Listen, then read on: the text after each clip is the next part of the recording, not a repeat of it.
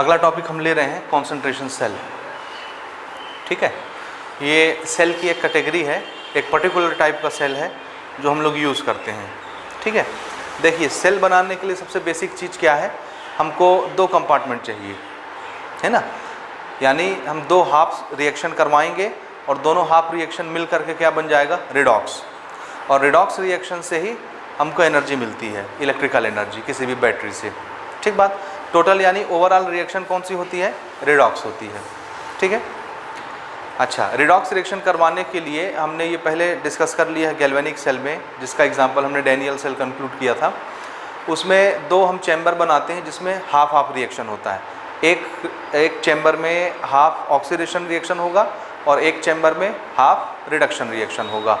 ठीक है, यानी रिडॉक्स अगर करवाना है तो उसमें ऑक्सीडेशन होना चाहिए, रिडक्शन होना चाहिए, दोनों की मिलीजुली सरकार रिडॉक्स कहलाती है। यहाँ तक समझ में आ गई बात। अच्छा, ये इस पर एक सवाल ऐसा आएगा कि क्यों हमको दो अलग अलग चैम्बर बनाना है, तो आंसर है दो हाफ रिएक्शन करवाने के लिए बनाना है। क्यों दो हाफ रिएक्शन करवाना है, ऑक्सीडेशन और रिडक्शन क्यों करवाना है? क्योंकि ऑक्सीडेशन में क्या होता है, इलेक्ट्रॉन लूज होता है, और रिडक्शन में क्या होता है, इलेक्ट्रॉन गेन होता है, और इसी बहाने इलेक्ट्रॉन ट्रांसफ़र हो जाता है, फ्लो हो जाता है, और फ्लो ऑफ चार्ज ही क्या है, इलेक्ट्रिसिटी। तो इलेक्ट्रिसिटी कंडक्ट हो जाती है, हमको मिल जाती है। ये चीज़ें समझ में आ रही हैं आपको? ठीक है, अब देखिए इलेक्ट्रॉन क्यों एक जगह से दूसरी जगह ट्रांसफ़र होंगे। सबसे बेसिक बात यही है कि सेल कैसे वर्क करता है, क्यों इलेक्ट्रॉन एक चैम्बर से दूसरे चैम्बर तक जाते हैं। तो आंसर है there is a potential difference between the two chamber, between the two half cell. दो हाफ सेल में अगर हमने पोटेंशियल डिफरेंस क्रिएट कर दिया तो हायर पोटेंशियल से लोअर पोटेंशियल की तरफ चार्जेस चले जाएंगे, और चार्ज का दौड़ना ही क्या है, करंट का फ्लो होना। समझ में आया? तो असली कहानी है पोटेंशियल डिफरेंस क्रिएट होना। ठीक है, अब वो पोटेंशियल डिफरेंस हम चाहे दो चैम्बर बना के क्रिएट करवाएं तो चार्ज फ्लो हो जाएगा, हम चाहें तो एक ही चैम्बर रखें और पोटेंशियल डिफरेंस क्रिएट करवा दें तो एक इलेक्ट्रोड से दूसरे इलेक्ट्रोड चार्ज फ्लो हो जाएगा। चैम्बर एक ही रहेगा, दो अलग अलग नहीं रहेंगे। समझ में आया? फिर दूसरी चीज़, जो दो हाफ सेल हम बना रहे थे, आपको याद होगा इलेक्ट्रोकेमिकल सेल में, गैल्वेनिक सेल में हमने दो जो हाफ चैम्बर बनाए थे उसमें दो इलेक्ट्रोड लिए थे, और दोनों इलेक्ट्रोड अलग अलग टाइप के थे। एक हमने जिंक लिया था और एक क्या लिया था, कॉपर लिया था डैनियल सेल में, है ना। क्यों हम दो अलग अलग मेटल यूज़ कर रहे थे, बता सकते हैं? इसलिए क्योंकि हर मेटल की अपनी अपनी पोटेंशियल की वैल्यू होती है, डिफरेंट डिफरेंट पोटेंशियल। तो अगर मैं अलग अलग इलेक्ट्रोड लगाता हूँ, अलग अलग चैम्बर में अलग अलग इलेक्ट्रोड लगाऊंगा, तो एक का पोटेंशियल अलग होगा, दूसरे का पोटेंशियल अलग होगा, तो जाहिर सी बात है पोटेंशियल डिफरेंस क्रिएट हो जाएगा। एक का ज़्यादा होगा पोटेंशियल, एक का कम, पोटेंशियल डिफरेंस क्रिएट हुआ, चार्जेस फ्लो हो जाएंगे। तो दो अलग अलग मेटल लेने की पीछे कहानी क्या है, पोटेंशियल डिफरेंस क्रिएट करवाना, ताकि चार्ज फ्लो हो सके। ठीक है, दूसरी बात ये थी कि जो मेटल हम लेंगे उसी मेटल का सॉल्यूशन लेना होता है। जैसे मैं जिंक रॉड ले रहा हूँ इलेक्ट्रोड के रूप में, तो इसको किस में डिप करेंगे, जिंक का सॉल्यूशन होना चाहिए जिसमें जिंक आयन मिल सके। कोई भी सॉल्यूशन आप ले सकते हैं, शर्त यह है कि जिंक आयन मिल जाए। कॉपर का रॉड लिए हैं तो इसको किस सॉल्यूशन में डिप करेंगे, कोई भी सॉल्यूशन जिसमें क्या मिले, कॉपर आयन मिले, ये शर्त थी, है ना। तो जो मेटल उसी का सॉल्यूशन, उसमें हमको डिप करना रहता था। ठीक है, और दो अलग अलग मेटल हम क्यों ले रहे हैं, ताकि पोटेंशियल डिफरेंस क्रिएट हो जाए। असली कहानी पोटेंशियल डिफरेंस की है ना। हमको तो इलेक्ट्रिकल एनर्जी चाहिए, और इलेक्ट्रिकल एनर्जी तभी बनेगी जब पोटेंशियल डिफरेंस क्रिएट होगा। यहाँ तक क्लियर हुआ आपको? हाँ, अब क्या ऐसा हो सकता है कि मैं दोनों चैम्बर में सेम मेटल के इलेक्ट्रोड डाल दूँ? ध्यान से सुनिए, दोनों चैम्बर में दो हाफ सेल है, दो हाफ सेल, एक में ऑक्सीडेशन करवाना है, एक में रिडक्शन करवाना है। पहले की कहानी थी कि दो अलग अलग मेटल हम इलेक्ट्रोड ले रहे थे। क्यों? क्योंकि हम जानते हैं दुनिया के हर अलग अलग मेटल का पोटेंशियल अलग अलग होता है। तो अलग अलग पोटेंशियल वाले इलेक्ट्रोड लेंगे तो उसमें पोटेंशियल डिफरेंस क्रिएट हो जाएगा, तो हायर पोटेंशियल से लोअर पोटेंशियल चार्जेस भागेंगे और हम तार लगा के अपने घर में निकाल लेंगे, बल्ब जला लेंगे, पंखा चला लेंगे, इलेक्ट्रिसिटी मिल जाएगी हमको। ठीक बात। अब मैं ये बोल रहा हूँ कि क्या मैं दो अलग अलग मेटल के इलेक्ट्रोड लेने के बजाय एक ही तरह का मेटल डाल सकता हूँ क्या दोनों चैम्बर में? और अगर मैं एक ही तरह का मेटल डालूंगा तो मुझे सॉल्यूशन भी कैसा रखना पड़ेगा, अपने शर्त के मुताबिक जिसका मेटल होगा उसी का सॉल्यूशन होना चाहिए। समझे बात कि नहीं? जिस मेटल का इलेक्ट्रोड है उसी मेटल के सॉल्यूशन में उसको डिप करते हैं। ठीक। तो मैं क्या दोनों इलेक्ट्रोड को एक मेटल का ले सकता हूँ, जैसे मैं जिंक ले रहा हूँ तो ये भी जिंक ये भी जिंक, तो इसको डुबाऊंगा भी किस में, ऐसे सॉल्यूशन में जिसमें जिंक आयन मिल जाए। तो क्या मैं दो सेम मेटल वाले इलेक्ट्रोड सेम सॉल्यूशन वाले कंटेनर में डुबा सकता हूँ? ठीक है, आंसर है हाँ। हमको कोई ज़रूरत नहीं है कि हम अलग अलग मेटल के इलेक्ट्रोड लें, ठीक है। अलग अलग मेटल के इलेक्ट्रोड हम इसीलिए ले रहे थे ताकि पोटेंशियल डिफरेंस क्रिएट हो जाए, लेकिन हम सेम मेटल ले करके सेम सॉल्यूशन में डिसॉल्व करके उसको डिप करके भी पोटेंशियल डिफरेंस क्रिएट करवा सकते हैं। कैसे पोटेंशियल डिफरेंस क्रिएट करवाएंगे? तो आंसर ये है कि हमारा अभी तक का माइंड क्या कहता है कि दो अलग अलग मेटल लेंगे तो मेटल का पोटेंशियल अलग अलग होता है, इस वजह से पोटेंशियल डिफरेंस क्रिएट होता था। अब हम सेम मेटल लेके सेम सॉल्यूशन में डिप कर देंगे तो पोटेंशियल डिफरेंस कैसे क्रिएट होगा? अगर मैं जिंक ले रहा हूँ और दूसरा रॉड भी जिंक ले रहा हूँ तो जिंक का पोटेंशियल कितना होता है? 0.76, निगेटिव 0.76, यही होता है ना स्टैंडर्ड रिडक्शन पोटेंशियल उसका, जिंक का निगेटिव 0.76 वोल्ट। तो दोनों अगर जिंक लिया है तो दोनों का पोटेंशियल कितना? 0.76 नेगेटिव है ना, तो फिर डिफरेंस कैसे क्रिएट होगा? तो आंसर है डिफरेंस हम क्रिएट करते हैं सॉल्यूशन में। किसमें? सॉल्यूशन के कॉन्सेंट्रेशन में, समझे। दोनों हम जिंक का सॉल्यूशन लेंगे दोनों चैम्बर में, जिंक सल्फेट, क्योंकि मुझे जिंक डुबाना है। अगर मैं कॉपर के रोड डुबा रहा हूँ तो कौन सा सॉल्यूशन लूँगा? Copper sulphate. तो मैं क्या चालाकी करूँगा कि दोनों चैम्बर में से कॉपर सल्फेट तो है, लेकिन दोनों का कॉन्सेंट्रेशन बदल दूंगा। कॉन्सेंट्रेशन बदल देने का मतलब एक में कम आयन हो जाएंगे, एक में ज़्यादा आयन हो जाएगा, समझे। कम आयन और ज़्यादा आयन के डिफरेंस की वजह से भी पोटेंशियल डिफरेंस क्रिएट हो जाएगा। आयन्स के पास चार्ज होता है तो एक कंपार्टमेंट में कम चार्ज हो जाएगा, एक कंपार्टमेंट में ज़्यादा चार्ज हो जाएगा। और जहाँ चार्ज का ऊपर नीचे हुआ, आपने पढ़ा है चार्ज से पोटेंशियल क्रिएट होता है, ज़्यादा चार्ज ज़्यादा पोटेंशियल, कम चार्ज कम पोटेंशियल। तो चार्ज में हम अनबन कर देंगे, कम ज़्यादा कर देंगे चार्ज को, तो पोटेंशियल डिफरेंस वैसे भी क्रिएट हो जाएगा। असली कहानी तो पोटेंशियल डिफरेंस की है ना। ये डिपेंड नहीं करता कि आप कौन सा मेटल ले रहे हैं, कौन सा इलेक्ट्रोलाइटिक सॉल्यूशन ले रहे हैं, डिपेंड करता है कि पोटेंशियल डिफरेंस क्रिएट होना चाहिए, रास्ता क्लोज होना चाहिए, चार्ज दौड़ेगा, करंट मिल जाएगा। समझ में आया? तो ऐसे ही टाइप का सेल जो है वो कॉन्सेंट्रेशन सेल कहलाता है। क्या कहलाता है? Concentration cell. इस सेल की खासियत क्या है? हम सेम टाइप के मेटल लेते हैं इलेक्ट्रोड और सेम टाइप के सॉल्यूशन में डुबा देते हैं, और डिफरेंस कहाँ क्रिएट करवाते हैं? सॉल्यूशन के कॉन्सेंट्रेशन को कम ज़्यादा कर देते हैं, समझे। और सॉल्ट ब्रिज से जोड़ दिए सॉल्यूशन वाले चैम्बर को, और इलेक्ट्रोड वाले को किस में जोड़ देते हैं? वायर लगा के डायरेक्ट इलेक्ट्रोड से इलेक्ट्रॉन का ट्रांसफर होगा, और सॉल्यूशन में सॉल्ट ब्रिज लगा देंगे, आयन का ट्रांसफर होगा, द सर्किट इज कंप्लीट, है ना। जाहिर सी बात है, कॉन्सेंट्रेशन हमने चेंज किया है, अलग अलग रखा है, तो पोटेंशियल डिफरेंस क्रिएट हो जाएगा और चार्जेस दौड़ेंगे, सेल तैयार हो गया। ऐसा सेल क्या कहलाता है? Concentration cell. समझ में आ गई बात? तो कॉन्सेंट्रेशन सेल की सबसे पहले अपन एक डायग्राम ले लेते हैं छोटा सा, ताकि हमको समझ में आए कहानी क्या चल रहा है। तो दो हाफ सेल अपन बना लेते हैं।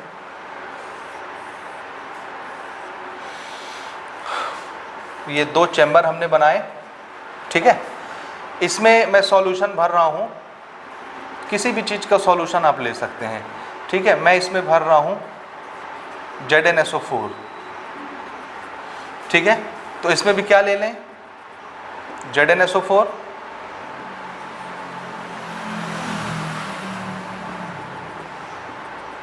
ये हो गया दो हाफ सेल। एक में ऑक्सीडेशन हो जाएगा, एक में रिडक्शन हो जाएगा। और दोनों में हम क्या कर रहे हैं? दोनों यहाँ पर अपन इलेक्ट्रोड डिप कर रहे हैं, दोनों में हम इलेक्ट्रोड डिप कर रहे हैं, ये ठीक है। दो इलेक्ट्रोड हमने डिप किया, जिसका सॉल्यूशन उसी का इलेक्ट्रोड।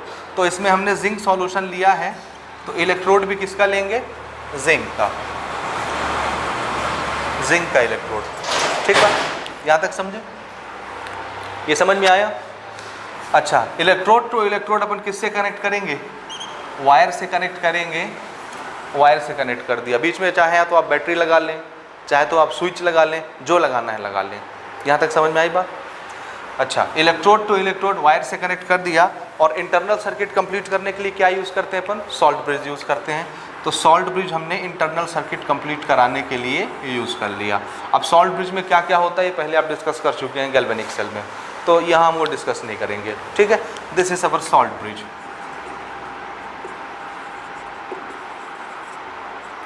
Salt bridge. ठीक है, ये हमारा सेल तैयार हो गया, समझे कि नहीं। यहाँ बेशक आप स्विच लगा लें, बैटरी लगा लें, जो लगाना है वो लगा लीजिए, सेल तैयार हो गया। ठीक है ना, zinc zinc, zinc sulphate zinc sulphate, ठीक है, सॉल्ट ब्रिज और ये वायर, सेल कंप्लीट।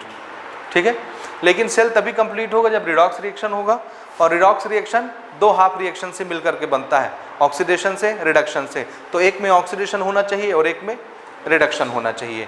तो ये करवाने के लिए कि एक हाफ सेल बन जाए, दूसरा हाफ सेल बन जाए, एक चैम्बर ऑक्सीडेशन वाला बन जाए, एक चैम्बर रिडक्शन वाला बन जाए, हम क्या करते हैं, इस सॉल्यूशन के कॉन्सेंट्रेशन को चेंज कर देते हैं।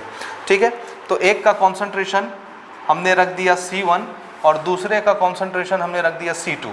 दोनों अलग अलग कॉन्सेंट्रेशन है, याद रखिएगा। C1 does not equal to C2, दोनों अलग अलग कॉन्सेंट्रेशन वाले सेम सॉल्यूशन को दो अलग अलग चैम्बर में भर दिया। ठीक है, अगर कॉन्सेंट्रेशन बदल गया तो जाहिर सी बात है चार्ज बदल गया, आयंस कम ज़्यादा हो गए ना। कॉन्सेंट्रेशन किसकी वजह से बढ़ते घटते हैं, आयन की वजह से, इलेक्ट्रोलाइट की वजह से। तो अगर एक का कॉन्सेंट्रेशन कम है तो आयन कम है, चार्जेस कम है तो पोटेंशियल कम है। एक में आयन ज़्यादा है, कॉन्सेंट्रेशन ज़्यादा है, इलेक्ट्रोलाइट ज़्यादा होगा, आयन ज़्यादा होगा, चार्ज ज़्यादा होगा, तो पोटेंशियल भी ज़्यादा हो जाएगा, समझे। तो एक में कम पोटेंशियल, एक में ज़्यादा potential, there is a potential difference, और पोटेंशियल डिफरेंस तो चार्जेस दौड़ेंगे हायर पोटेंशियल से लोअर पोटेंशियल, सेल तैयार हो गया, समझे बात। तो ऐसा सेल क्या कहलाता है, कॉन्सेंट्रेशन सेल कहलाता है। इसमें क्या चीज़ बेसिक है, आंसर है सेम मेटल सेम सॉल्यूशन, बस सॉल्यूशन का कॉन्सेंट्रेशन डिफरेंट होना चाहिए। आप इस चीज़ को पर नोट कर लेते हैं। ठीक है, ये डायग्राम आप छोटा सा बना लीजिए रफ टाइप का, और इसका डेफिनेशन छोटा सा नोट कर लेते हैं और इसका ईएमएफ देखते हैं। ये छोटा सा डेफिनेशन इसका नोट कर लें। If two electrode of same metal are dipped separately in two solution of same electrolyte but different concentrations, so such type of cell is known as concentration cell। अब एक में ऑक्सीडेशन होना है, एक में रिडक्शन होना है, तब तो रिडॉक्स होगा। तो ऑक्सीडेशन कहाँ पर होगा, जहाँ पर सॉल्यूशन का कॉन्सेंट्रेशन कैसा होगा, कम होगा। तो मान लीजिए ये जो चैम्बर है, यहाँ पर हमने इस कॉन्सेंट्रेशन को क्या बोला, ये कम है, और वो कॉन्सेंट्रेशन कैसा है, ज़्यादा है। तो C1 is less than C2, C1 is less than C2 suppose. ठीक है, तो ऑक्सीडेशन कहाँ पर होगा, C1 में। लोअर कॉन्सेंट्रेशन किसको मान रहा हूँ मैं, C1 को। तो यही क्या बन गया, एनोड। जहाँ ऑक्सीडेशन होता है वो इलेक्ट्रोड क्या कहलाता है, एनोड, एनोड। और जहाँ रिडक्शन होगा हायर कॉन्सेंट्रेशन वाला, उसको क्या बोलेंगे, कैथोड। तो ये बन गया हमारा कैथोड, कैथोड। यहाँ तक समझ में आया। तो C1 कॉन्सेंट्रेशन लोअर कॉन्सेंट्रेशन है, तो जहाँ पर भी कॉन्सेंट्रेशन कम होगा जिस चैम्बर का, उसका इलेक्ट्रोड क्या कहलाएगा, एनोड। और जिस चैम्बर का कॉन्सेंट्रेशन ज़्यादा होगा दैट इज C2, वो क्या कहलाएगा, कैथोड, क्योंकि वहाँ पर रिडक्शन होना है। ये चीज़ समझ में आया। अब इसका रिएक्शन देखिए कैसे लिखते हैं। ठीक है, हाँ, एट एनोड जिसका कॉन्सेंट्रेशन कितना है, C1, lower concentration, lower concentration, lower concentration. Anode में क्या होता है, ऑक्सीडेशन। क्या होता है, ऑक्सीडेशन होता है। ऑक्सीडेशन मतलब क्या, लॉस ऑफ इलेक्ट्रॉन। तो जिंक का इलेक्ट्रोड है, जिंक का इलेक्ट्रोड क्या करेगा,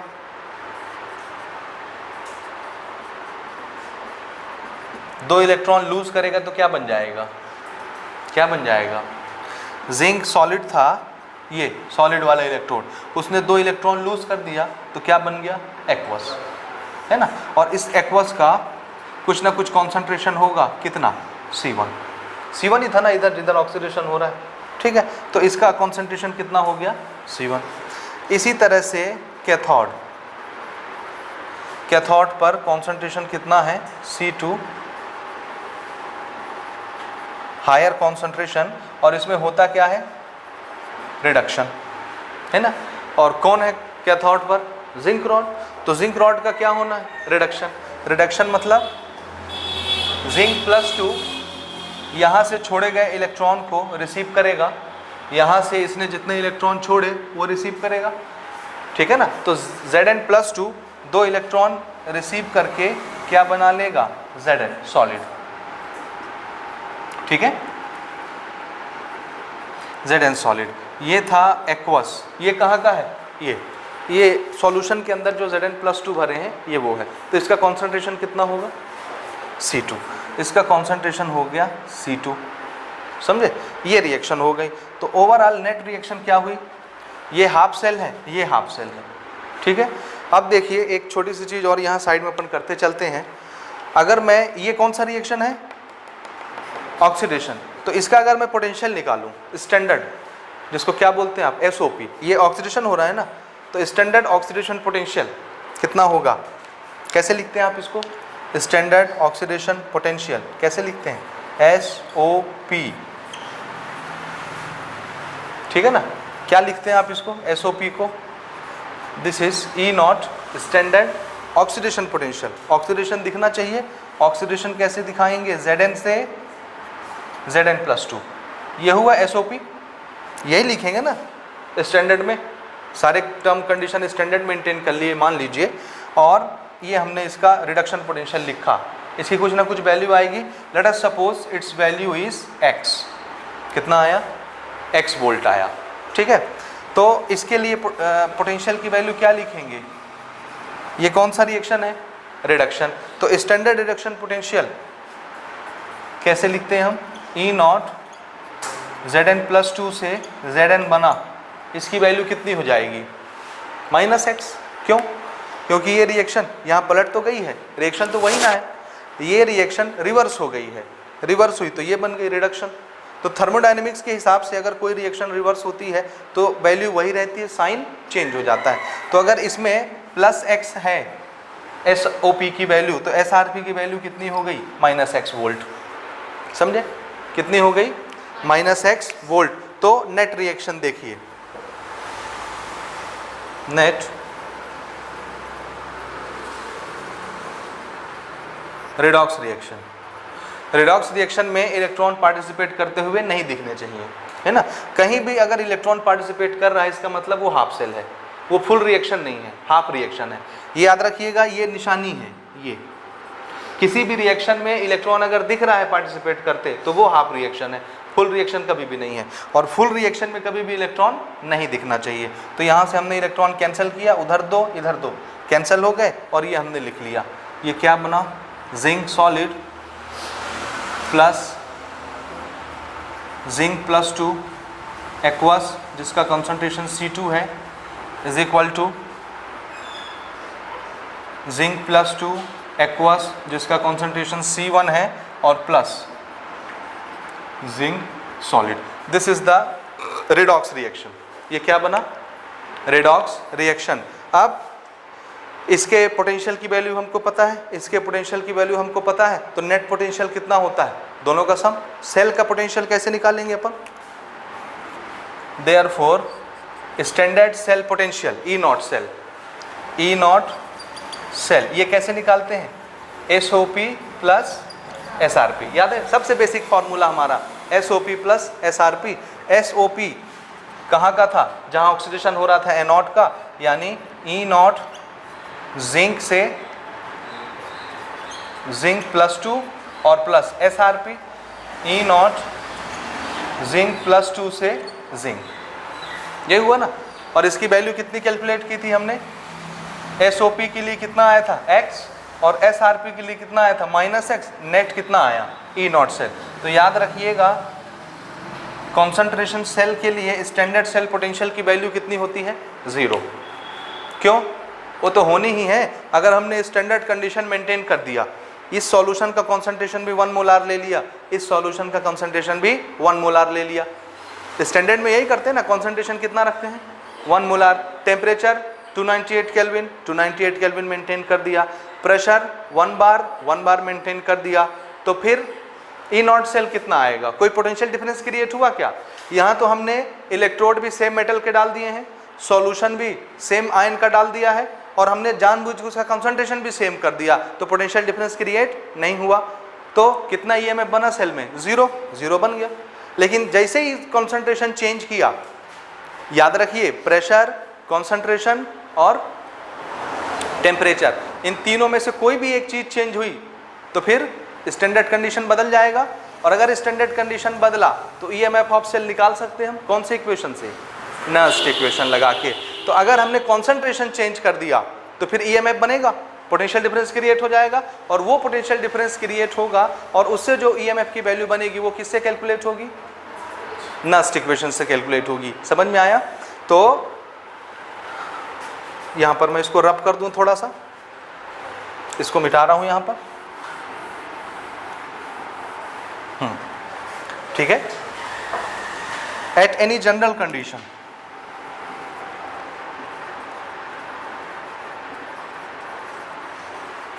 एट एनी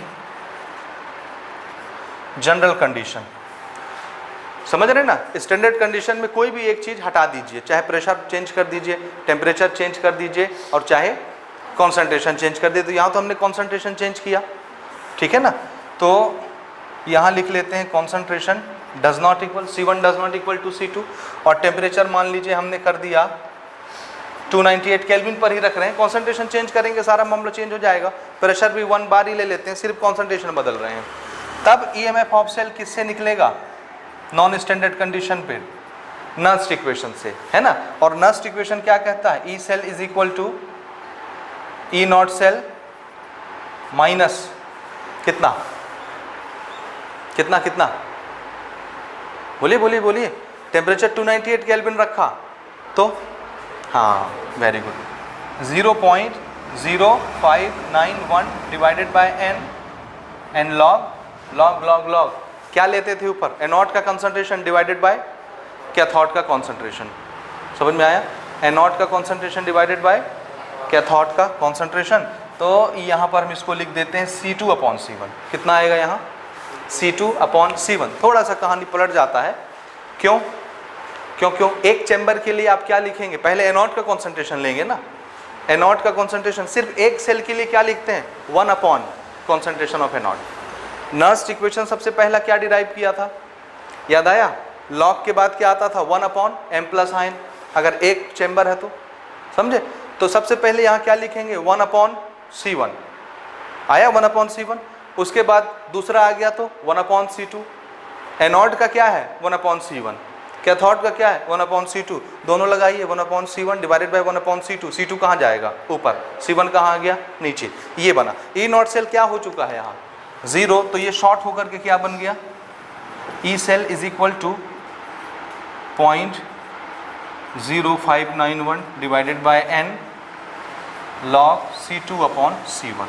ये डायरेक्ट इससे कैलकुलेट हो जाएगा, ठीक है। नोट करें, थोड़ा सा यहाँ हमको चेंज करना है, ये माइनस साइन हम हटाना चाहते हैं, है ना। माइनस साइन कैसे हटेगा, ये मैंने थोड़ा सा ऐसे रख दिया है। एनोड का कॉन्सेंट्रेशन क्या लिए थे, C1 लिए थे, तो मुझे वहाँ पहले एनोड का कॉन्सेंट्रेशन C1 लिखना चाहिए था, फिर C2, 1/, ना दोनों सेल है तो हम क्या करते थे, हमने रिलेशन डिराइव किया था एनोड अपॉन कैथोड का कॉन्सेंट्रेशन, है ना। तो यहाँ मुझे इसको C1 करना चाहिए, एक मिनट देख लीजिए, C1 और ये C2, concentration of anode divided by concentration of cathode, हो गया C1/C2। अब ये माइनस साइन हम हटाएंगे, ये है हमारा ठीक, ई नॉट सेल तो 0 हो गया, है ना। ये माइनस साइन मैं हटाना चाहता हूँ, तो माइनस साइन हटाने के लिए इसको क्या करें, पलटेंगे तो एक माइनस सामने आता है, लॉग में यही होता है, डिनोमिनेटर को आप ऊपर ले जाते हैं तो माइनस साइन सामने आ जाता है। तो जैसे ही आप इसको पलटेंगे माइनस क्या हो जाएगा, प्लस, तो ये हो गया हमारा प्लस, और ये क्या बन गया C2/C1। ये ऐसे बनता है C2/C1, जहाँ पर C2 क्या होना चाहिए, मोर देन C1, ये याद रखेंगे आप, ठीक है। तो ये पॉजिटिव बना, समझे कि नहीं समझे, ठीक है ना।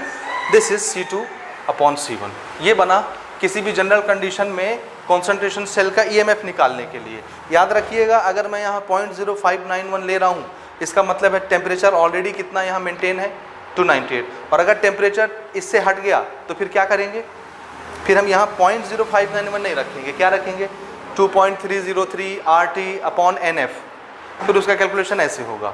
समझ में आई बात। अब इस सेल का रिप्रेजेंटेशन देखिए, कैसे रिप्रेजेंट करेंगे इस सेल को, ठीक है। रिप्रेजेंट कैसे करते हैं, तो रिप्रेजेंट करने के लिए हमारा तरीका वही रहेगा जो पहले था। ठीक है ना।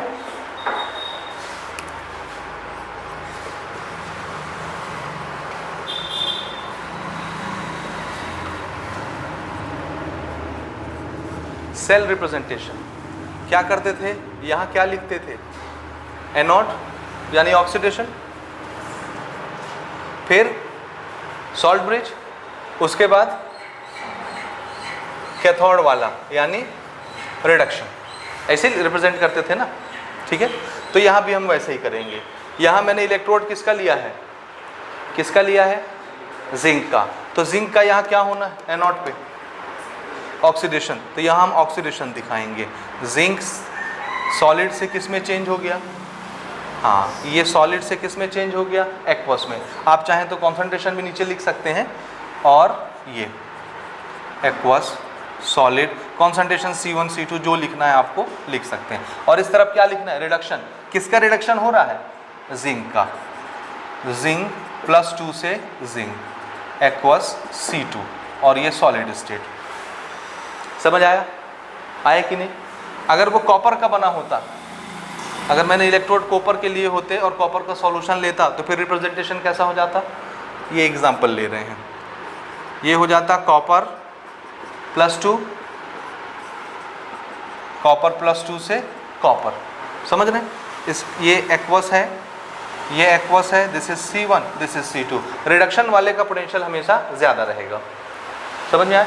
जिसका कॉन्सेंट्रेशन ज़्यादा होगा वहाँ रिडक्शन होगा, ये याद कर लीजिए। जिसका कॉन्सेंट्रेशन ज़्यादा होगा वहाँ रिडक्शन होगा, जिसका कॉन्सेंट्रेशन कम होगा वहाँ ऑक्सीडेशन होगा, समझ में आया। ये हाइड्रोजन लेंगे तो कैसे रिप्रेजेंट करेंगे, कैसे रिप्रेजेंट करोगे, H से H+ और H+ से H, समझ गए। कोई भी इलेक्ट्रोड लीजिए, ये ऐसा रिप्रेजेंटेशन बनाया जाएगा, समझे। This is cell representation. तो ये है हमारा एक पर्टिकुलर टाइप का सेल जिसको कॉन्सेंट्रेशन सेल बोलते हैं।